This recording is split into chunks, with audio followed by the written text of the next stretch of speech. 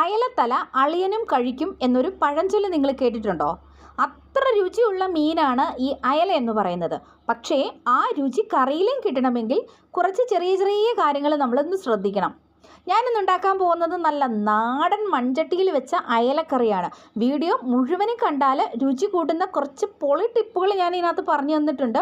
അപ്പോൾ സമയം കളയേണ്ട, നമുക്ക് നേരെ വീഡിയോയിലേക്ക് പോകാം. ഞാനിപ്പോൾ ഇവിടെ എടുത്തിരിക്കുന്നത് 1/2 കിലോ അയലയാണ്. അപ്പോൾ ഇത് ഒരുപാട് വലിപ്പമുള്ള മീനൊന്നും അല്ല, ചെറിയ അയലയാണ്. നല്ല ഫ്രഷ് ആയിട്ടുള്ള മീൻ നോക്കി വേണം നിങ്ങൾ വാങ്ങിക്കാനായിട്ട് കേട്ടോ. ഇനി ഞാനിതൊന്ന് ക്ലീൻ ചെയ്തിട്ടൊന്ന് എടുക്കുന്നുണ്ട്. അപ്പം നിങ്ങൾക്കറിയാമല്ലോ, ഞാൻ മുമ്പേ പറഞ്ഞതുപോലെ അയലത്തല അളിയനും കഴിക്കുന്നൊരു പഴഞ്ചൊല്ലുണ്ട്. അതായത് അതിൻ്റെ അർത്ഥം എന്താണെന്ന് വെച്ചാൽ ഇതിൻ്റെ തല കഴിക്കാൻ നല്ല ടേസ്റ്റാണ്. അപ്പം നമ്മൾ ക്ലീൻ ചെയ്തെടുക്കുമ്പം ആ ഒരു തല കൂട്ടി തന്നെ എടുക്കുക കേട്ടോ.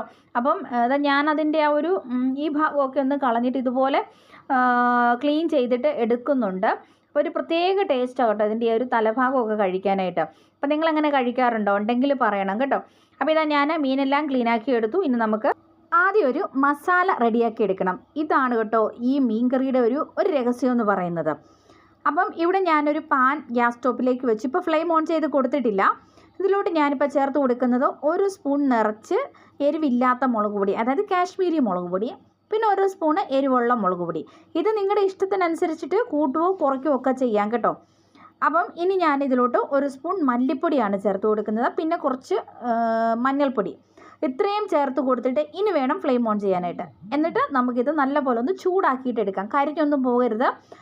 ഇതിൻ്റെ ഇങ്ങനെ ചെയ്യുന്നത് എന്തിനാണെന്ന് വെച്ച് കഴിഞ്ഞാലുണ്ടല്ലോ, ഇതിൻ്റെ ആ ഒരു പച്ചമണം മാറി എന്നിട്ട് കറിക്ക് നല്ലൊരു നിറവും മണമൊക്കെ കിട്ടും. ആ പച്ചമണം ഒന്ന് മാറാൻ വേണ്ടിയിട്ടാണ് നമ്മളിങ്ങനെ ഒന്ന് ചൂടാക്കുന്നത്. പക്ഷേ പലരും ഈ ഒരു സ്റ്റെപ്പ് ഒഴിവാക്കാറാണ് പതിവ്.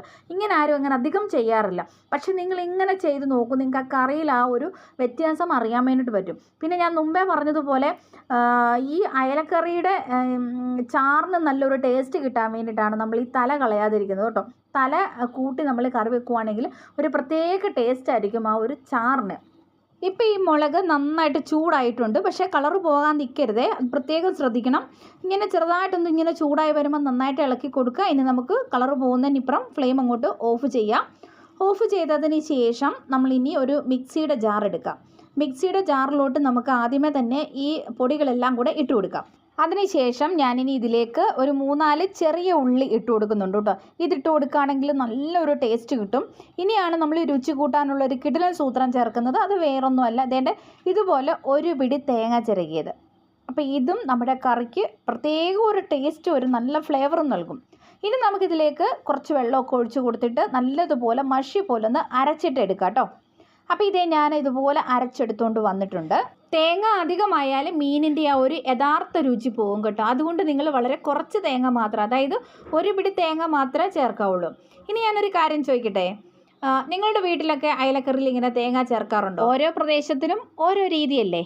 അപ്പം നിങ്ങളുടെ നാട്ടിലൊക്കെ ഇങ്ങനെ തേങ്ങ അരച്ച് ചേർക്കാറുണ്ടോ എന്ന് കമൻറ്റിലൊന്ന് അറിയിക്കാനായിട്ട് മറക്കരുതേ. ഇനി ഞാനിതുപോലെ മൺചട്ടി അടുപ്പത്ത് വെച്ചു. നല്ലതുപോലെ ചൂടായി കഴിഞ്ഞപ്പോഴത്തേക്കിനും ഇതിലേക്ക് ഞാൻ വെളിച്ചെണ്ണയാണ് ഒഴിച്ചു കൊടുക്കുന്നത്. എപ്പോഴും മീൻകറി വെക്കാൻ വേണ്ടിയിട്ട് വെളിച്ചെണ്ണയാണ് ഏറ്റവും നല്ലത്. സത്യം പറഞ്ഞാൽ മീൻകറി മൺചട്ടിയിൽ വെച്ചാൽ കിട്ടുന്ന ആ ഒരു രുചി അതൊന്ന് വേറെ തന്നെയാണ് കേട്ടോ. അപ്പം ഇതേ ചട്ടി ചൂടായി ഞാൻ എണ്ണ ഒഴിച്ച് കൊടുത്തിട്ട് കടുകും ഉലുവയും കൂടെ ഒന്നിങ്ങനെ പൊട്ടിച്ചെടുക്കുന്നുണ്ട് കേട്ടോ. ഇവിടെ ചെറിയൊരു ടിപ്പുണ്ട്, ഉലുവ അധികമായാൽ കറിക്ക് കയ്പ്പാകും. അതുകൊണ്ട് വളരെ കുറച്ച് മാത്രമേ നിങ്ങൾ ഉലുവ ചേർക്കാവുള്ളൂ. ഇനി ഞാനിതിലേക്ക് ചതച്ച് വെച്ചിരിക്കുന്ന ഇഞ്ചിയും വെളുത്തുള്ളിയും ചേർത്ത് കൊടുക്കുന്നുണ്ട്. ഇതിൻ്റെ മണം വരുമ്പോഴാണ് അടുക്കള മുഴുവൻ ഒന്ന് ജീവൻ വെക്കുന്നതെന്ന് വേണമെങ്കിൽ പറയാം അല്ലേ. ഇത് മൂത്തിങ്ങനെ വരുമ്പോൾ നല്ല ഒരു സ്മെല്ലാണ്. പിന്നെ കറിവേപ്പിലയും കൂടെ ചേർന്നാൽ പിന്നെ പറയാനായിട്ടില്ല. ഇഞ്ചിയും വെളുത്തുള്ളിയും ഇങ്ങനെ നന്നായിട്ട് വഴറ്റി അതിന് ശേഷം ഞാൻ ഇനി ഇതിലേക്ക് നമ്മൾ അരച്ച് വെച്ചിരിക്കുന്ന ഒരു അരപ്പും കൂടെ ചേർത്ത് കൊടുക്കുകയാണ് കേട്ടോ. അരപ്പൂടെ ചേർത്ത് കൊടുത്തിട്ട് അതിലേക്ക് ഇനി ആവശ്യത്തിന് വെള്ളം ഒഴിച്ചു കൊടുക്കണം. അപ്പം കുറച്ച് തിക്കായിട്ടല്ലേ ഇതിരിക്കുന്നത്, അതുകൊണ്ട് തന്നെ ഞാനിത് ഇത്രത്തോളം വെള്ളം ഇതിലേക്ക് ഒഴിച്ചു കൊടുക്കുന്നുണ്ട്. ഈ ഒരു എന്താ പറയുക സ്റ്റെപ്പ് സ്കിപ്പ് ചെയ്യരുത് കേട്ടോ. ഇനി ഈ കറി നന്നായിട്ടൊന്ന് തിളയ്ക്കണം. അപ്പം ഞാനിതിലേക്ക് ആവശ്യത്തിന് പുളി ചേർത്ത് കൊടുക്കുന്നുണ്ട്, ഒപ്പം തന്നെ ഉപ്പും ചേർത്ത് കൊടുക്കുന്നുണ്ട് കേട്ടോ. ഇനി ഇത് നന്നായിട്ടൊന്ന് വെട്ടി തിളയ്ക്കട്ടെ. ഇപ്പോൾ ഇത് നന്നായിട്ടൊന്ന് തിളച്ച് വന്നിട്ടുണ്ട് കേട്ടോ.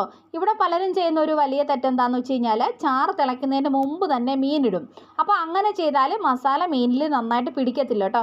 അതുകൊണ്ട് നല്ലതുപോലെ തിളച്ചതിന് ശേഷം മാത്രമേ ഇങ്ങനെ മീൻ ഇട്ട് കൊടുക്കാവുള്ളൂ. ഇപ്പം ഞാൻ മീനെല്ലാം ഇട്ട് കൊടുത്തിട്ടുണ്ട്. ഇനി 2 പച്ചമുളക് ഇതുപോലെ കീറിയതും കൂടെ ഒന്ന് ഇട്ട് കൊടുത്തിട്ട് മൂടി വെച്ച് കൊടുക്കുക കേട്ടോ. എന്നിട്ട് ഈ ചാറൊക്കെ ഒന്ന് വറ്റിയൊന്ന് കുറച്ചൊക്കെ ഒന്ന് കുറുകി വരണം. അപ്പോൾ ഇങ്ങനെ ഒരു മീഡിയം ഫ്ലെയിമിൽ ഇട്ടിട്ട് നമുക്ക് നന്നായിട്ട് ഇതൊന്ന് വറ്റിച്ചിട്ട് എടുക്കാം കേട്ടോ. അപ്പോൾ ഇതുപോലൊന്ന് വറ്റി വന്നിട്ടുണ്ട് കേട്ടോ. ഇതേ നോക്കി ആ ചാറെല്ലാം ഒന്നുകൂടെ ഒന്ന് കുറുകിയിട്ടുണ്ട്. ഇനി ഞാൻ ഇതിൻ്റെ മുകളിലേക്ക് കുറച്ച് കറിവേപ്പില ഇട്ട് കൊടുക്കുക കേട്ടോ. കറിവേപ്പില ഇട്ട് കൊടുത്തിട്ട് ഇനിയാണ് വേറൊരു സൂത്രം എന്ന് പറയുന്നത്. ഇങ്ങനെ നമ്മൾ മീൻ ഫ്ലെയിം ഓഫ് ചെയ്തതിന് ശേഷം കുറച്ച് പച്ച വെളിച്ചെണ്ണ ഇതിൻ്റെ മുകളിൽ ഇതുപോലൊന്ന് ഇട്ടിച്ച് കൊടുക്കുകയാണെങ്കിൽ ഒരു പ്രത്യേകം ടേസ്റ്റ് ആകും കേട്ടോ അതിനെ. അപ്പോൾ ഇതുപോലെ ഞാൻ കുറച്ച് എണ്ണ ഒഴിച്ച് കൊടുക്കുന്നുണ്ട്. എന്നിട്ട് ഇതിന് ഇളക്കുകയൊന്നും ചെയ്യരുത്. ഇതുപോലൊന്ന് ചട്ടി ചുറ്റിച്ചെടുത്താൽ മാത്രം മതി കേട്ടോ. അപ്പോൾ ഇതുപോലെ ചട്ടി ചുറ്റിച്ചതിന് ശേഷം നമുക്കിത് ഈ മീൻ കറി ഇങ്ങനെ വെച്ച് കഴിഞ്ഞാലുണ്ടല്ലോ പെട്ടെന്ന് തന്നെ കഴിക്കുന്നതിനേക്കാട്ടിലും ടേസ്റ്റ് കൂടുതൽ ഒരു തലേദിവസം വെച്ചിട്ട് പിന്നെ പിറ്റേ ദിവസം എടുക്കുകയാണെങ്കിൽ പ്രത്യേകം ഒരു ടേസ്റ്റ് ആയിരിക്കും.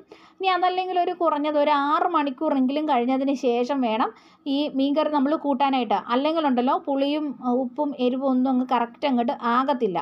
അപ്പോൾ ഒരു 6 മണിക്കൂറിന് ശേഷം എന്തായാലും നിങ്ങൾക്ക് കഴിക്കാം. ഏറ്റവും നല്ല ടേസ്റ്റ് എന്ന് പറയുന്നത് തലേദിവസം വെച്ചിട്ട് പിറ്റേ ദിവസം എടുക്കുന്നതാണ് കേട്ടോ. അപ്പം നല്ല അടിപൊളി ടേസ്റ്റിലുള്ള ഒരു മീൻ കറിയാണ് നമ്മളിപ്പോൾ ഇവിടെ ഉണ്ടാക്കിയിരിക്കുന്നത്. അപ്പോൾ ഇത് എന്ന് പറഞ്ഞാൽ ഒറ്റ തവണ ഉണ്ടാക്കി നോക്കിക്കഴിഞ്ഞാൽ നിങ്ങൾ എന്തായാലും വീണ്ടും വീണ്ടും ഇങ്ങനെ ഇനി കറി വയ്ക്കത്തുള്ളൂ. അപ്പോൾ ഇതിൻ്റെ ആ ഒരു മസാലക്കൂട്ട് ഉണ്ടാക്കുന്നതാണ് ഏറ്റവും ആ ഒരു ടേസ്റ്റ് എന്ന് പറയുന്നത്. അപ്പോൾ ഇതുപോലുള്ള ടിപ്പുകൾ നിങ്ങൾ മീൻ കറി വെക്കുമ്പം ചെയ്ത് നോക്കുക. ചൂട് ചോറും അയിലക്കറിയും ഉണ്ടെങ്കിൽ പിന്നെ വേറെ കറിയൊന്നും വേണ്ട.